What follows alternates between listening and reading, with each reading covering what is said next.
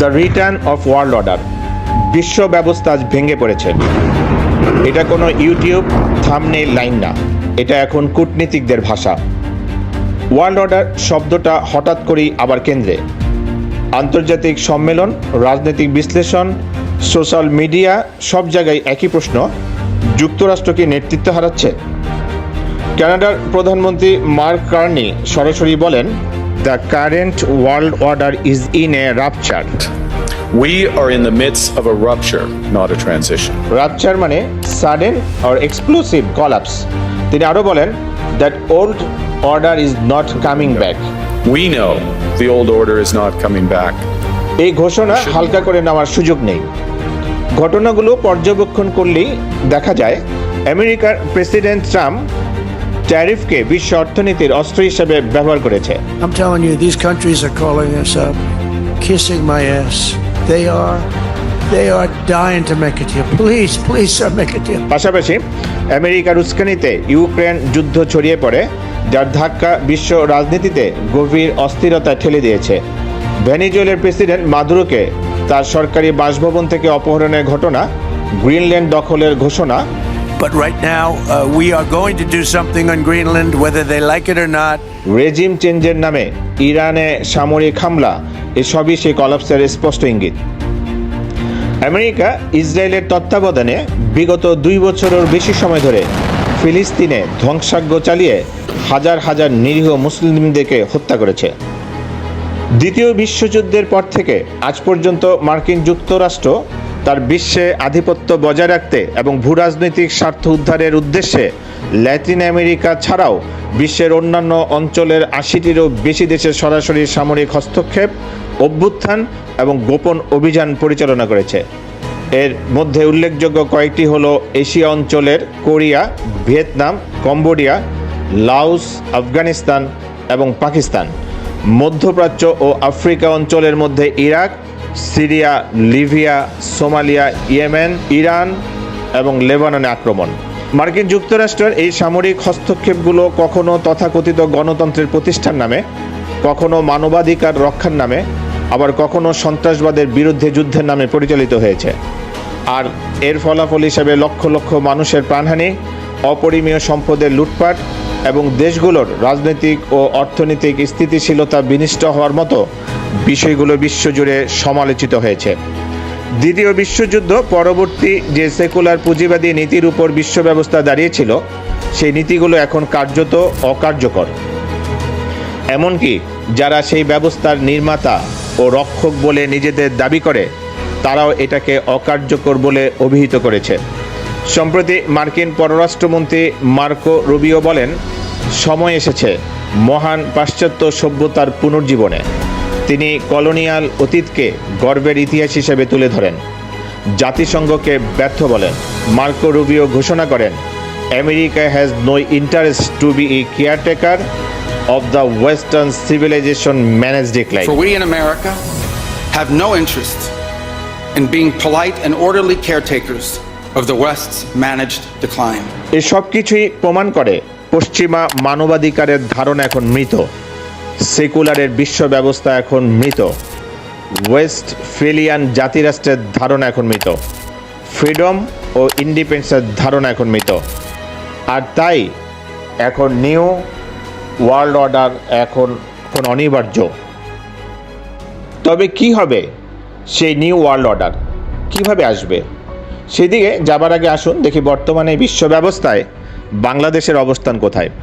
বাংলাদেশ সামরিক শক্তি না হলেও কৌশলগতভাবে অত্যন্ত গুরুত্বপূর্ণ, বিশেষ করে বঙ্গোপসাগর, বে অফ বেঙ্গল এর সংলগ্ন সমুদ্রপথ এবং বৈশ্বিক বাণিজ্যিক রুটের কারণে।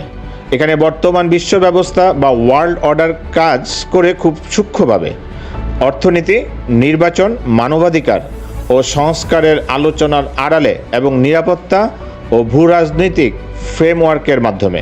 স্বাধীনতার পর থেকেই আমরা বৈশ্বিক অর্থনৈতিক কাঠামোর আবর্তনে জড়িয়ে পড়ি, যেখানে IMF, ওয়ার্ল্ড ব্যাংক ও SAP এর মতো সংস্থাগুলোর প্রভাবে নীতি নির্ধারণের বাইরে নিয়ন্ত্রণ বাড়তে থাকে।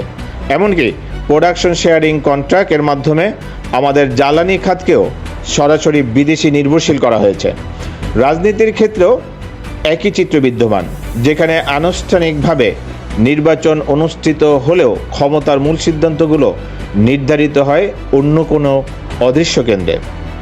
24-এর গণ অভ্যুত্থানের পর জনগণের মাঝে নতুন এক বন্দোবস্ত আকাঙ্ক্ষা থাকলেও অতি দ্রুত স্পষ্ট হয়ে যায় যে পুরনো শোষণমূলক কাঠামো আজও ভাঙা সম্ভব হয়নি। বিশেষ করে বন্দর ও জ্বালানি খাতের দীর্ঘমেয়াদী চুক্তিগুলো এবং এনডিএর আড়ালে নেওয়া গোপন সিদ্ধান্তগুলো আসলে বৃহত্তর ইন্দো প্যাসিফিক অর্ডার ম্যানেজমেন্টেরই সূক্ষ্ম অংশ। সাম্প্রতিক নির্বাচন প্রমাণ করেছে যে অংশগ্রহণমূলক নির্বাচন কেবল একটি কাগুজে ধারণা, যেখানে অর্ধেক মানুষ ভোটাধিকার প্রয়োগ করেনি। নির্বাচনের পরেই হোয়াইট হাউস থেকে পাঠানোর চিঠিতে reciprocal trade agreement, defence cooperation এবং সামরিক সরঞ্জাম ব্যবহারের মতো বিষয়গুলো জুড়ে দেওয়া এটাই প্রমাণ করে যে সরকার বা ব্যক্তির পরিবর্তন হলেও মূলত বন্দোবস্ত বা নিয়ন্ত্রণের কৌশল বদলায় না। সুতরাং এই অদৃশ্য শৃঙ্খল থেকে মুক্তি পেতে হলে প্রচলিত ব্যবস্থা বা এই ওয়ার্ল্ড অর্ডার থেকে আমাদের বেরিয়ে আসা এখন সময়ের দাবি। বর্তমানে প্রশ্ন দাঁড়িয়েছে, বাংলাদেশ কি বিশ্বমঞ্চের নেতৃত্বের আসনে বসবে নাকি কেবল অনুসারী হয়ে থাকবে? একটি নতুন ওয়ার্ল্ড অর্ডার আসা এখন নিশ্চিত, তবে সেই নেতৃত্বে যেতে হলে প্রয়োজন শাসন ব্যবস্থার আমূল ও রেডিক্যাল পরিবর্তন, যার মূল ভিত্তি হবে একটি প্রকৃত আদর্শ বা ট্রু আইডিওলজি। আর এই আদর্শের সন্ধান মিলে পবিত্র রমজান মাস ও ঐতিহাসিক বদর যুদ্ধের মাহাত্ম্যে। কারণ এই মাসেই নাজিল হয়েছে মানবতার দিশারি আল কোরআন। কোরআনের মাধ্যমেই আল্লাহ আমাদের কাছে সঠিক জীবন আদর্শ পৌঁছে দিয়েছেন এবং একটি গ্লোবাল ওয়ার্ল্ড অর্ডারের ঘোষণা দিয়েছেন, যেখানে সূরা বাকারার 30 নম্বর আয়াতে আল্লাহ বলেন, নিশ্চয়ই আমি পৃথিবীতে একজন খলিফা বা প্রতিনিধি সৃষ্টি করতে যাচ্ছি। আল্লাহ সুবহানাহু ওয়া তাআলা আরও বলেন, তিনি সেই সত্তা যিনি তার রসুলকে হেদায়েত ও সত্য দিন বা জীবন ব্যবস্থা দিয়ে পাঠিয়েছেন, যেন তিনি একে অন্য সকল দিন বা জীবন ব্যবস্থার উপর বিজয়ী ও প্রতিষ্ঠিত করে দেন, যদিও মুশরিকরা তা অপছন্দ করে। সূরা সাফ। বদর ছিল সেই প্রতিশ্রুতি এক চূড়ান্ত প্রমাণ, যেখানে 313 জন মুজাহিদের বিজয় কেবল একটি সামরিক জয় ছিল না, বরং ছিল একটি নতুন আদর্শ ও রাষ্ট্র ব্যবস্থার সাহসী উপস্থাপনা। বদরের সেই স্পিরিটকে ধারণ করেই মুসলিমরা তৎকালীন বাইজেন্টাইন ও রোমান সাম্রাজ্যের পতন ঘটিয়ে এমন এক ইসলামিক খেলাফত রাষ্ট্র কায়েম করেছিল, যা বিশ্ব রাজনীতি, শিক্ষা, বিজ্ঞান ও মানুষের জীবন আদর্শকে শতাব্দীকাল প্রভাবিত করেছে।